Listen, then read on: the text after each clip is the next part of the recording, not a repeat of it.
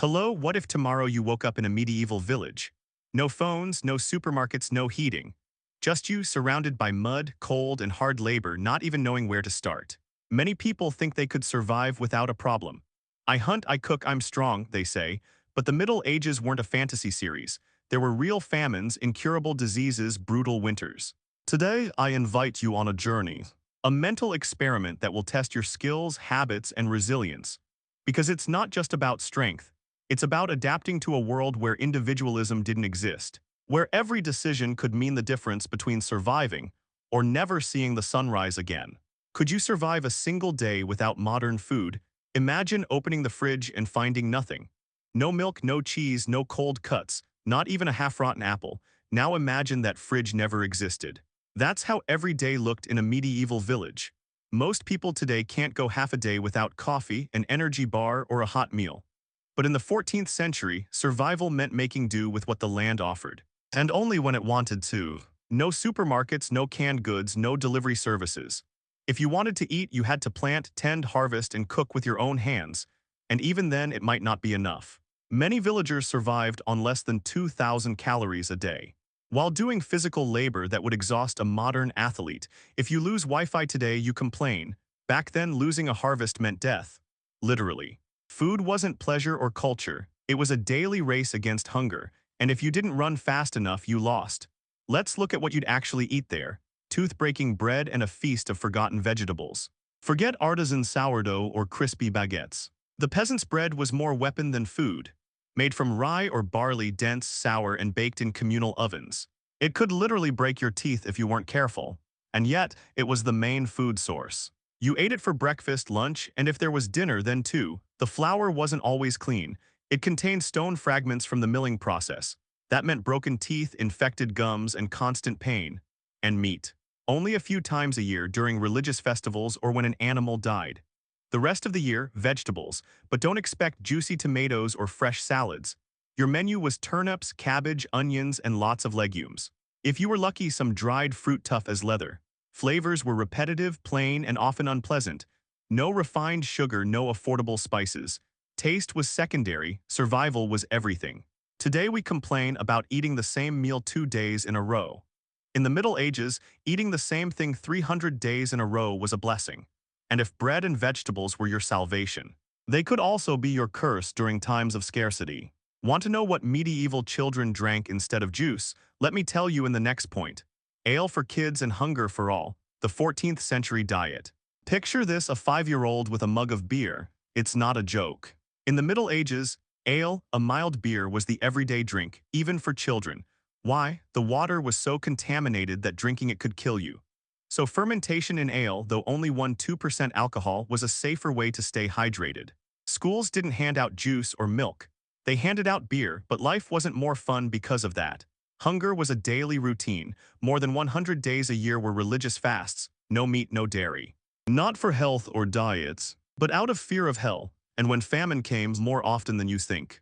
People ate tree bark, boiled leather, grass. Yes, like animals.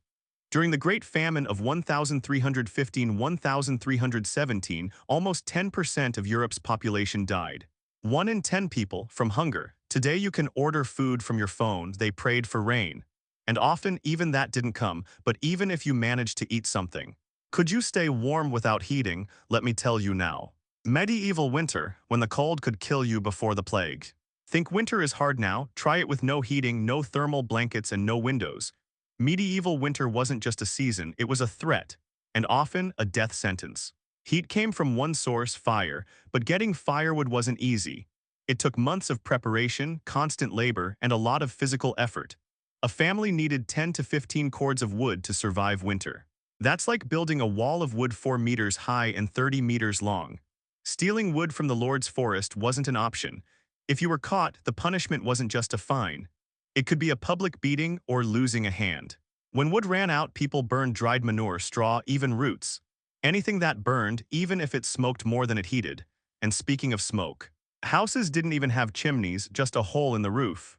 The result: living in a toxic cloud that burned your eyes and lungs. Sharing a bed wasn't romantic, it was survival. Everyone slept together, fully clothed, with animals inside for warmth. Privacy, that was a luxury that didn't keep you warm. And even if you survived the cold, the house itself was another nightmare. Let me show you next. Houses of mud, smoke, and animals, your smelly medieval home. My home is my sanctuary, we say today. In the Middle Ages, your house was more like a trap, dark, filthy, smoky, with animals as your roommates. Most peasants lived in a one-room hut, with walls made of woven sticks covered in mud, manure, and straw. Yes, you literally lived inside dried dung. The roof was thatch or reeds, and though it looked cozy, it was home to rats, mice, birds, and insects. Sleeping under that roof was like playing Russian roulette with fleas. The floor was packed dirt, maybe covered with straw, and that straw was rarely changed. Over time, it collected food scraps, animal urine, feces, and whatever fell from the ceiling. The result? A floor that, according to archaeologists, could reach 20 centimeters of organic compost. Inside the house, windows were tiny or non-existent. When present, they were covered with oiled parchment. Forget about natural light or fresh air.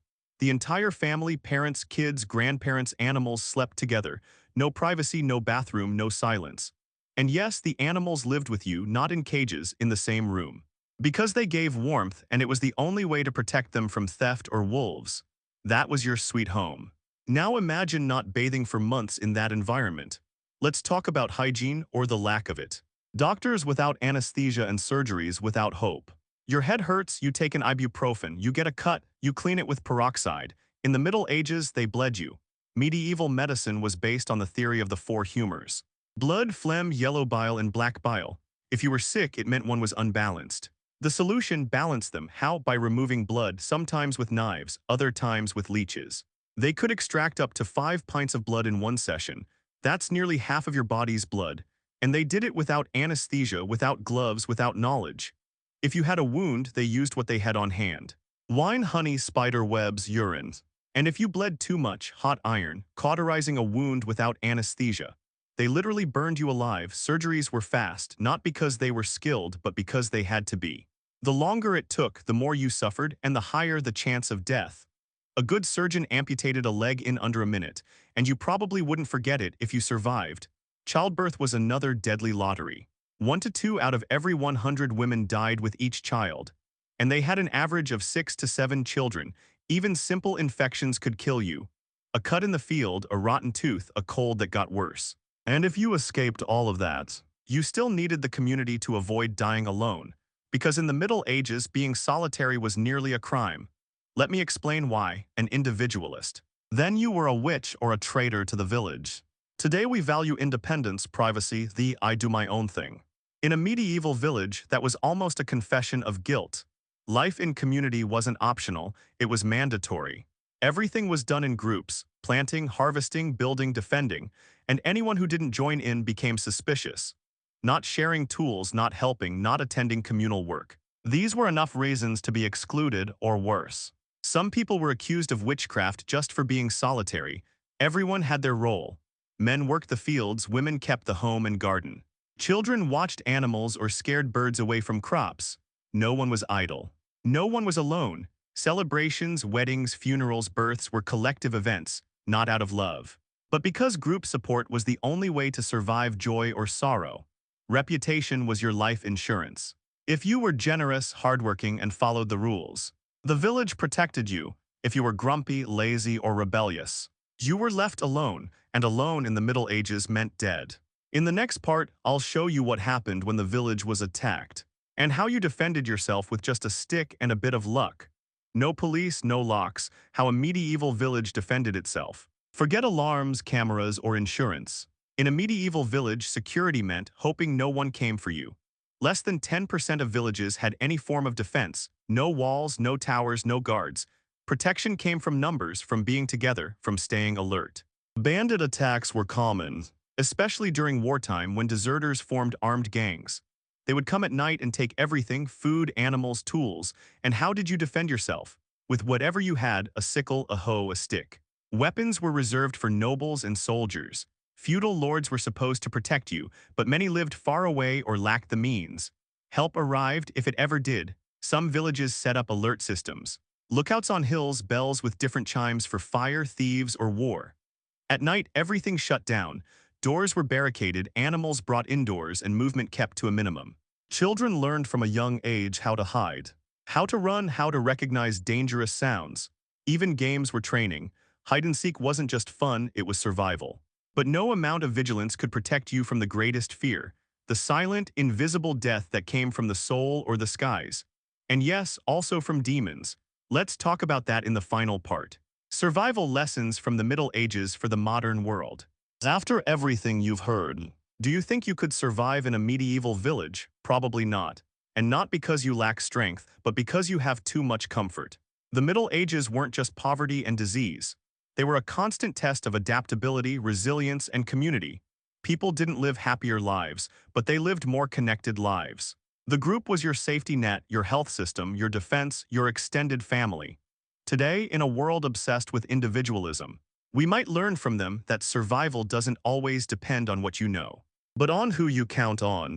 They also remind us that the luxuries we take for granted today, a hot shower, a bed of your own varied food, are not permanent, and that history can change in an instant.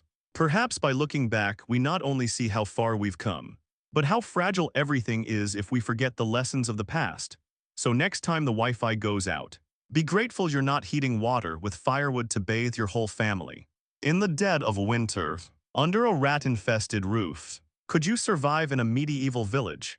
Maybe the real question isn't how long, but with whom. Thank you for joining me on this journey into the past.